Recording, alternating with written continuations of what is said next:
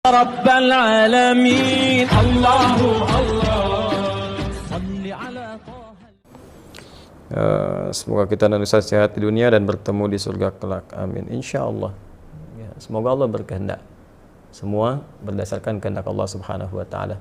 Kita tidak bisa menentukan apakah kita akan ke surga atau ke neraka. Wallahu a'lam, Allah yang tahu. Kita hanya dituntut untuk berikhtiar. Tapi ada dua syaratnya dalam Al-Quran.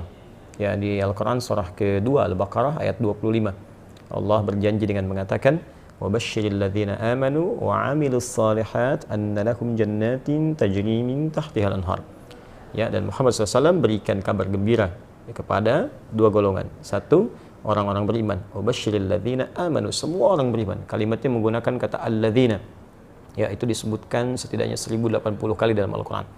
Alladzina itu mencakup semua, laki-laki, perempuan, besar, kecil, tua, muda, sepanjang mereka mau beriman kepada Allah Subhanahu wa Ta'ala.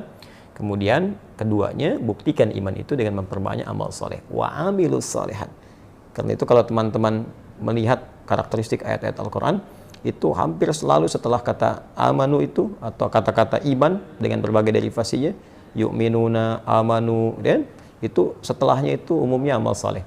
Ya, misal Quran surah 103 Al-Asr, wal 'asr innal insana lafi khusr illa alladhina amanu wa 'amilus shalihat alladhina yu'minuna bil ghaib iman wa yuqimuna as-shalah, amal saleh, wa mimma razaqnahum yunfiqun, amal saleh. Ya ayyuhalladzina amanu iman kutiba 'alaikumus shiyam, ya itu amal saleh, puasa. Nah, jadi kalau kita berharap Allah memberikan kasih sayangnya untuk bisa memasukkan kita ke surga, maka jadi insan beriman, kemudian jadikan iman kita itu bisa membimbing kita untuk berbuat, mengumpulkan banyak amal saleh. Ya, Al-Quran berikan detail sholat, ya perbanyak, bukan cuma fardunya, ya, tapi tambah sunnahnya. Ya, kalau cuma fardu, anak kecil juga yang belajar fardu juga, tambah dengan sunnahnya. Ya, bahkan ada nanti beberapa hadis-hadis Nabi SAW memberikan keistimewaan-keistimewaan. Ada penghuni surga yang dibuatkan satu rumah di surga karena membiasakan salat sunnah 12 rakaat. Ya, man shalla 12 raka'atan, siapa yang menunaikan salat 12 rakaat fi yaumin wa lailatin, dari mulai pagi sampai dengan malamnya. Ya, arba'an qabla dhuhri, 4 rakaat sebelum zuhur, rakataini ba'daha, 2 rakaat setelahnya, rakataini ba'dal maghrib, 2 rakaat setelah maghrib, rakataini ba'dal isya, 2 rakaat setelah isya, rakataini qabla subhi, 2 rakaat sebelum subuh. Jumlahnya 12. Sebelum subuh 2 rakaat, sebelum zuhur 4 rakaat, 6, setelah zuhur 2 rakaat, 8, setelah maghrib 2 rakaat, 10, setelah isya 2 rakaat, 12. Bunyalahu bihinna baitun fil jannah.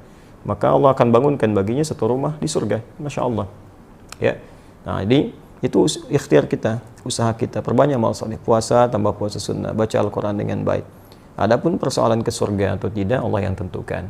Karena itu dalam setiap kesempatan kita selalu berdoa, bahkan terkadang kami saling mendoakan.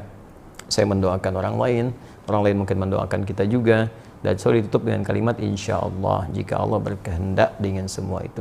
Karena surga diraih dengan rahmat Allah Subhanahu wa Ta'ala, tidak dengan yang lainnya. Untuk mendapatkan rahmat itu kita berikhtiar lewat amal saleh. Ya, Allah Ta'ala a'lam bis-shawab.